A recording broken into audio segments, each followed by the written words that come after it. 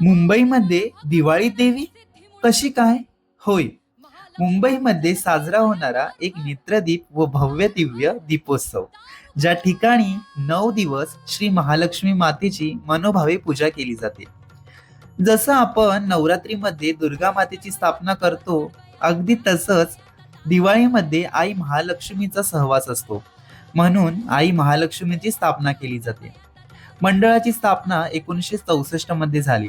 एक तेजोमय स्वरूपाचे आईचे दर्शन बघायला मिळते. या उत्सवादरम्यान आरोग्य शिबिर, बाल आश्रम मुलांकरिता कार्यक्रम व इतर कार्यक्रम राबवले जातात.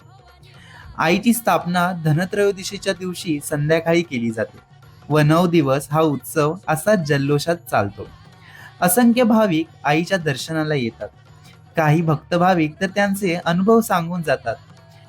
आईची आगमन, भाऊबीज व विसर्जन या दिवशीची साडी मंडळाकडून असते.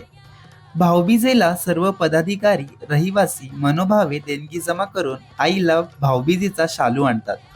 महत्वाचं म्हणजे त्या शालूचे देखील आगमन अगदी मोठ्या थाटामाटात केले जाते. हा फक्त एक उत्सव नसून असंख्य शिवडीकरांचे श्रद्धास्थान मानले जाते. तर मंडळी, या महालक्ष्मीचे मी तर दर्शन घेतले आहे, तर ही माता तुम्हाला देखील दर्शन देण्यासाठी तब्बल 9 दिवस विराजमान झाली आहे. तर तुम्ही सुद्धा या महालक्ष्मीचे दर्शन नक्कीच घ्या.